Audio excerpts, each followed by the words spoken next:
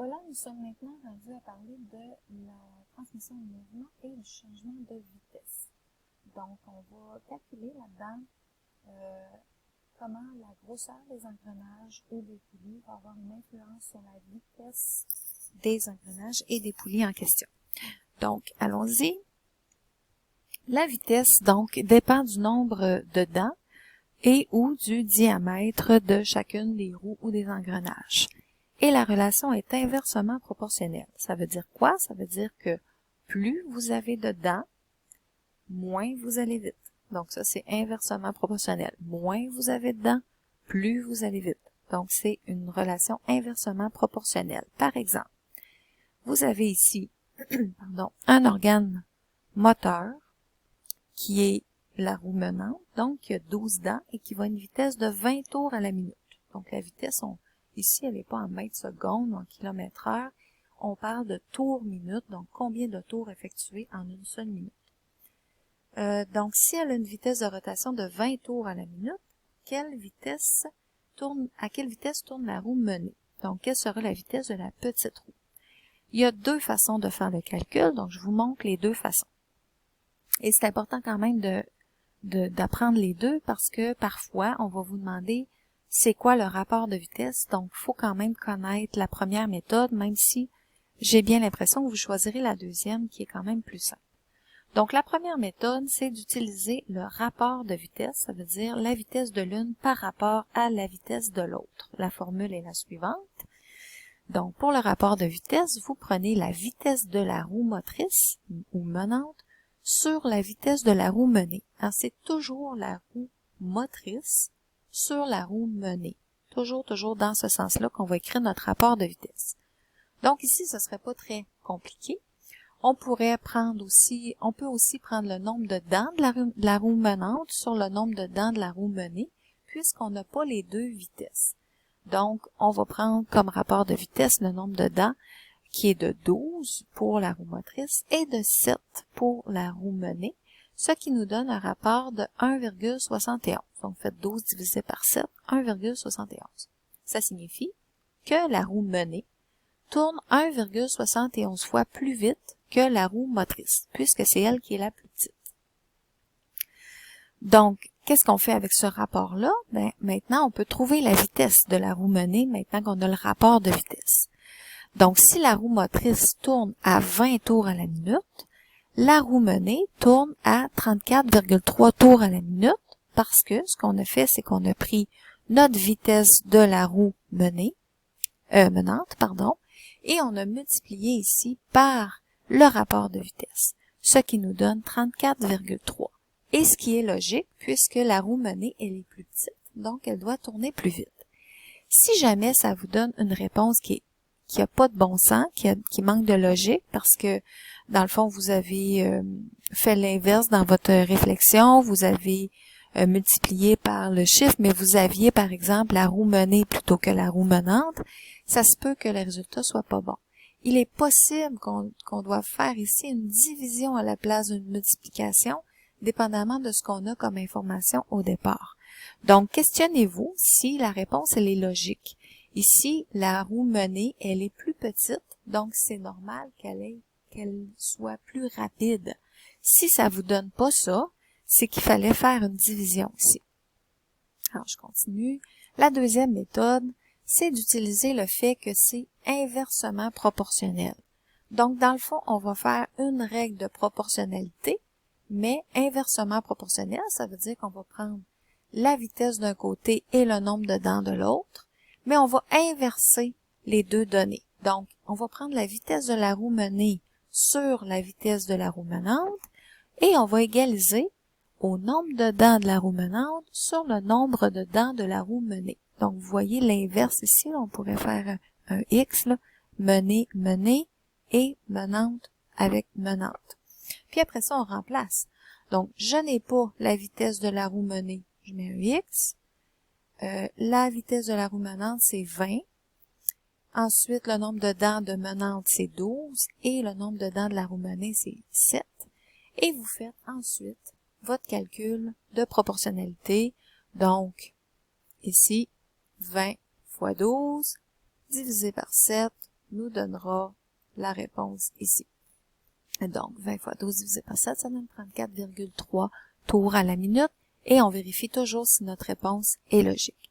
Donc, je pense que cette méthode vous sera très utile pour la suite.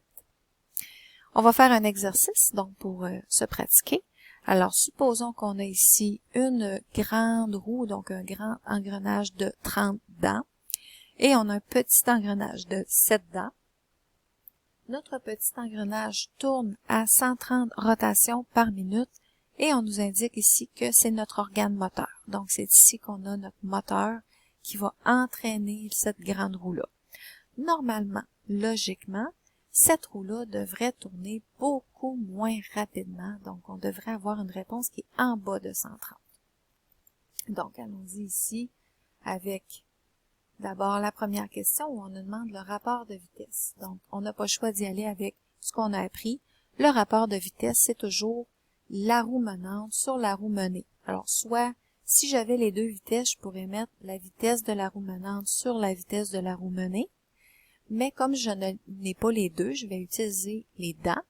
Donc, les dents de la roue menante, c'est 7, puisque la roue menante, c'est le petit engrenage. Et les dents de la roue menée, ce sera 30, ce qui nous donne 0,23. On fait 7 divisé par 30, 0,23. Ça veut dire que la roue menée va tourner à 0,23 de la vitesse de la roue. Oh, j'ai une erreur ici. Donc, la roue menée va tourner à 0,23 de la roue menante. Je vais corriger l'erreur ici, c'est menante. Voilà. Donc, quelle serait la vitesse de la grande roue? Alors, si on prend la première méthode, il faudrait tout simplement prendre la vitesse de la roue menante et multiplier par le rapport de vitesse. Donc, la vitesse de ma roue menante, c'est 130. Mon rapport de vitesse, c'est 0,23 que j'ai trouvé en A. Ça me donnerait une vitesse de 30,3 rotations par minute, ce qui est très logique si on regarde le nombre de dents. Qu'on soit à 30 rotations par minute, c'est beaucoup plus faible que 130, donc ma réponse est logique. Je peux aussi faire la deuxième méthode. Donc, pour la deuxième méthode, ce qu'il faut faire, c'est le rapport des proportionnalités inverse. Donc, je prends la vitesse de la roue menante sur la vitesse de la roue menée est égal au nombre de dents de la roue menée sur le nombre de dents de la roue menante. Je pourrais inverser. Je pourrais faire une menée menante ici, puis menante menée, ça marcherait. L'important, c'est que ça fasse une diagonale. Donc, je remplace ce que je connais. Alors, pour ma roue menante, j'aurai 130 RPM. La vitesse de ma roue menée, je la connais pas. Le nombre de dents de la roue menée, c'est 30. Et le nombre de dents de la roue menante, c'est 7. Donc, je fais mon calcul qui va être 130 fois 7 divisé par 30. Et ça va me donner 30,3 RPM. Donc, même réponse qu'avec la méthode 1, 30,3 RPM. C'est une bonne façon aussi de vérifier votre réponse. Pour ce qui est des roues de friction et des poulies avec courroie, c'est sensiblement la même chose. Donc, même s'il n'y a pas de courroie, ça s'applique. C'est la même chose qu'on a vu avec les engrenages. Donc, c'est une relation qui est inversement proportionnelle. Mais comme on ne peut pas compter ici le nombre de dents, on va plutôt y aller avec les diamètres ou les rayons. Ça fonctionne aussi. Donc, on pourrait prendre le rayon qui est en rouge ici par rapport au rayon de l'autre côté, ou on peut prendre les diamètres, tout ça fonctionne. Donc, le rapport sera toujours la roue motrice sur la roue menée. Alors ici, la roue motrice, ça se trouve à être 20, hein, c'est la roue menante, sur la roue menée qui est 10 de diamètre, ça me donnerait un rapport de 2 pour 1, donc 2. La vitesse est 2 fois plus rapide pour la petite roue, qui est celle-là ici. Hein, celle-là derrière, elle compte pas, là, on prend vraiment celle qui est accrochée après la roue menante. Faisons un exercice là-dessus. Donc, quelle est la vitesse de la roue menée? Alors, on a la roue menante qui a 15 cm de diamètre pour 100 tours minute et on a la roue menée qui a 30 cm et on cherche sa vitesse de rotation. Et comme on n'a pas les dents, on va utiliser tout simplement le diamètre, c'est ce qui est indiqué ici à droite. Donc, allons-y avec la méthode 2 qui est la plus simple puisqu'on ne nous demande pas le rapport de vitesse. Donc, la vitesse de la roue menante sur la vitesse de la roue menée va être égal au diamètre de la roue menée sur le diamètre de la roue menante. On remplace.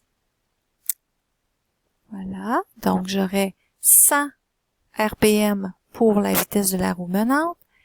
La vitesse de la roue menée, je ne la connais pas.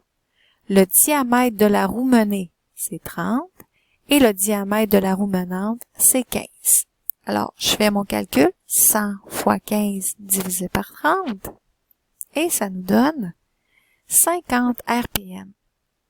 Et là, je me questionne, est-ce que ça a du bon sens que ce soit 50 RPM? Bien sûr, puisque ici, j'ai la roue menante qui est plus petite, donc qui tourne 2 fois plus vite que celle-là ici, parce qu'elle a 30 cm, donc 2 fois plus grande, elle va tourner 2 fois moins vite.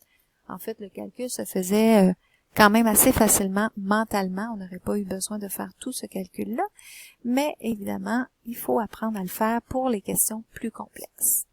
Donc voilà, ça complète. Ah non, il nous reste ici la roue dentée et la vis sans fin. Donc, on en a déjà parlé, mais en fait, c'est que peu importe le nombre de dents ici, à chaque fois que l'organe moteur va faire un tour, vous allez avoir une dent qui va se déplacer. Donc, si on a 14 dents ici, ben, ça va prendre 14 tours de l'organe moteur ici, de la vis sans fin, pour arriver à faire un tour complet de l'engrenage. Donc, la vitesse va dépendre bien sûr du nombre de dents et la relation est inversement proportionnelle encore une fois. Donc, plus la roue va être grande, plus la vitesse va être petite parce que ça va être beaucoup plus long de faire le tour. Ça va nous prendre beaucoup plus de tours ici de notre vis sans fin. Alors voilà, ça complète pour le calcul des vitesses dans les engrenages et les roues de friction.